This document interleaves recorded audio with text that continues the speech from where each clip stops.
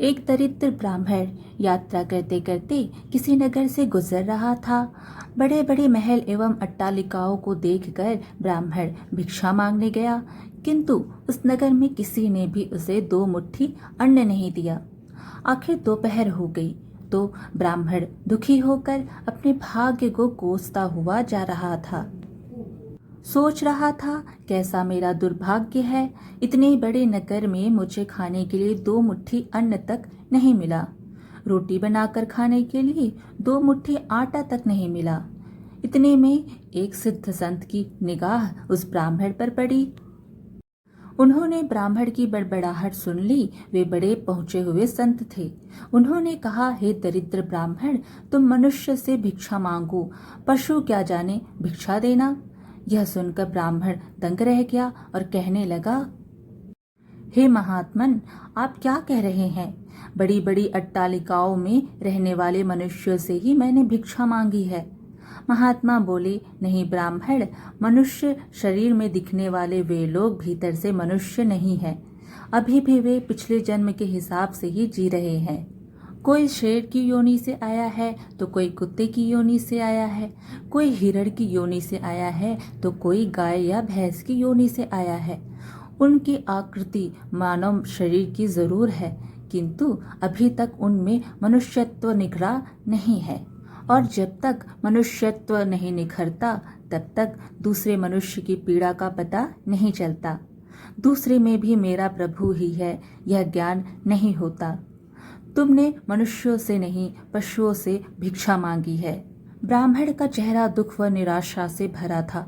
सिद्ध पुरुष तो दूरदृष्टि के धनी होते हैं। उन्होंने कहा, देख ब्राह्मण, मैं तुझे यह चश्मा देता हूँ। इस चश्मे को पहनकर जा और कोई भी मनुष्य दिखे उससे भिक्षा मांग, फिर देख क्या होता है। वह दरिद्र ब्राह्मण जहाँ पहले गया था वहीं पुनः गया और योग सिद्ध कला वाला चश्मा पहनकर गौर से देखा। ओहो, वाकई कोई कुत्ता है, कोई बिल्ली है तो कोई बघेरा है। आकृति तो मनुष्य की है, लेकिन संस्कार पशुओं के हैं। मनुष्य होने पर भी मनुष्यत्व के संस्कार नहीं है। घूमते घूमते वह ब्राह्मण थोड़ा सा आगे गया तो देखा कि एक मोची जूते सिल रहा है। ब्राह्मण ने उसे गौर से देखा तो उसमें मनुष्यत्व का निखार पाया। ब्राह्मण ने उसके पास जाकर कहा, भाई, तेरा धंधा तो बहुत हल्का है और मैं हूँ ब्राह्मण, रीति रिवाज एवं कर्मकांड को बड़ी चुस्ती से पालता हूँ। मुझे बड़ी भूख लगी है, इसलिए मैं तुझसे मांगता हूँ, क्योंकि मुझे तुझ में मनुष्यत्व दिखा है। उस मोची की आंखों से टप टप आंसू बरसने लगे। वह बोला, हे प्रभु, आप भूखे हैं। हे मेरे भगवान, आप भूखे हैं, इतनी देर आप कहाँ थे? यह कहकर मोची उठा एवं जूते सिलकर टका आना, 2 आना वगैरह जो इकट्ठे किए थे उस चिल्लर रेजगारी को लेकर हलवाई की दुकान पर पहुंचा और बोला, हलवाई भाई, मेरे इन भूखे भगवान की सेवा कर लो। ये चिल्लर यहाँ रखता हूँ, जो कुछ भी सब्जी, पराठे, पूरी आदि दे सकते हो वह इन्हें दे दो, मैं अभी जाता हूँ।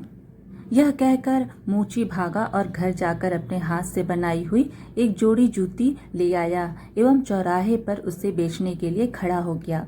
उस राज्य का राजा जूतियों का बड़ा शौकीन था।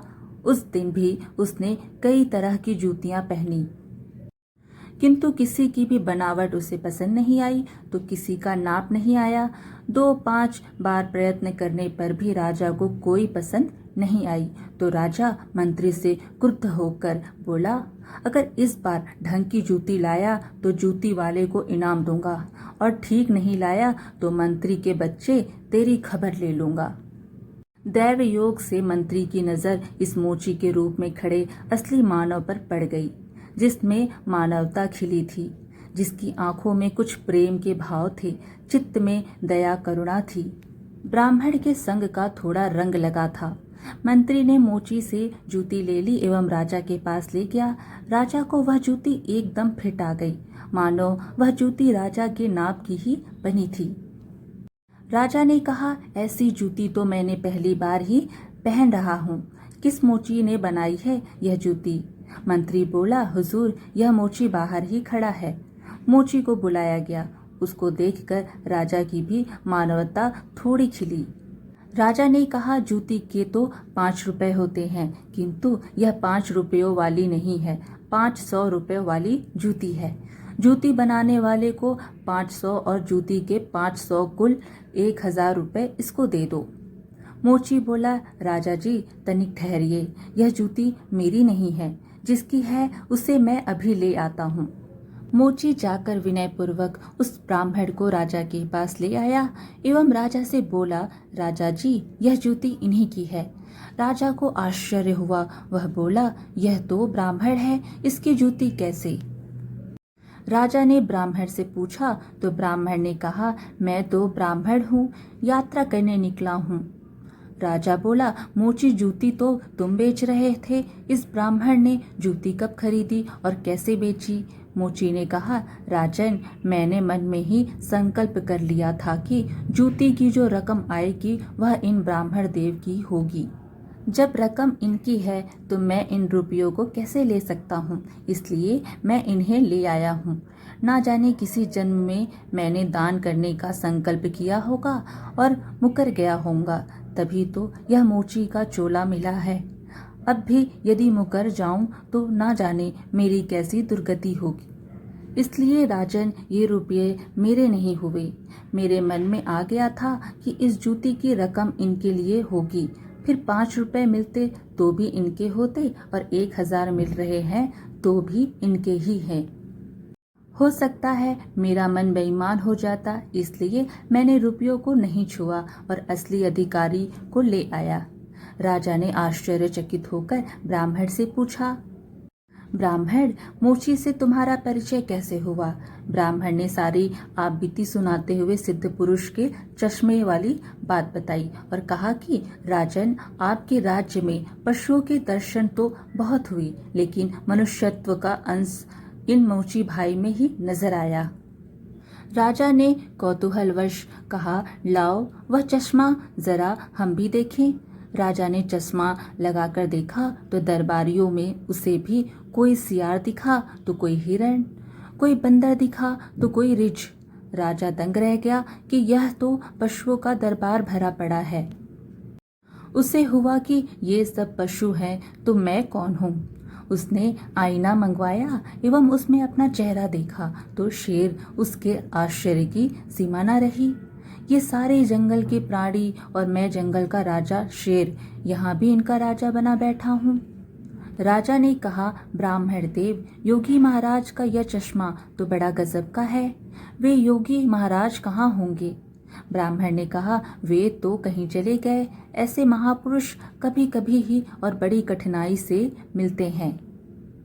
श्रद्धावान ही ऐसे महापुरुषों से लाभ उठा पाते हैं, बाकी तो जो मनुष्य के चोले में पशु के समान हैं, वे महापुरुष के निकट रहकर भी अपनी पशुता नहीं छोड़ पाते।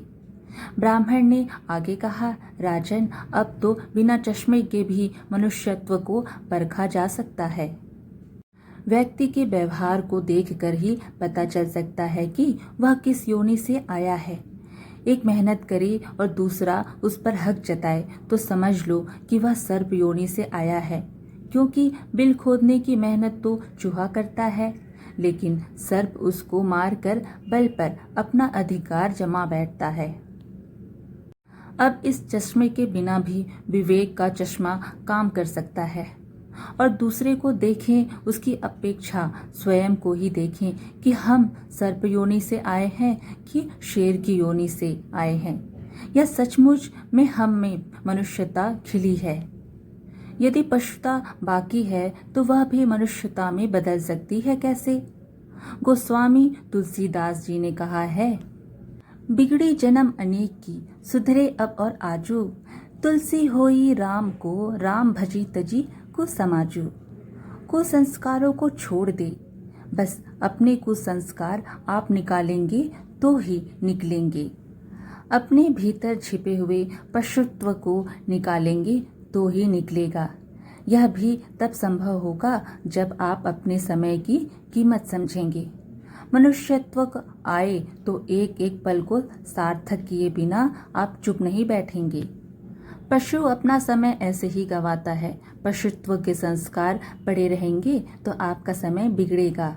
अतः पशुत्व के संस्कारों को आप बाहर निकालिए एवं मनुष्यत्व के संस्कारों को उभारिए। फिर सिद्ध पुरुष का चश्मा नहीं वरन अपने विवेक का चश्मा ही कार्य करेगा। और इस विवेक के चश्मे को पाने की युक्ति मिलती है हरि नाम संकीर्तन यानी सत्य का संग व सत्संग से। तो हे आत्मजनों, मानवता से जो पूर्ण हो वही मनुष्य कहलाता है। बिन मानवता के मानव भी पशु तुल्य रह जाता है। इसलिए आप जो भी कमा रहे उसमें से कम 2% दान करते रहें, जो सेवा आपको सही लगे उसमें। आज की कहानी यहीं समाप्त हुई। वीडियो पसंद आए तो लाइक शेयर ज़रूर कीजिएगा और अच्छी कहानियाँ सुनने के लिए हमारे चैनल को सब्सक्राइब कर दीजिए। धन्यवाद।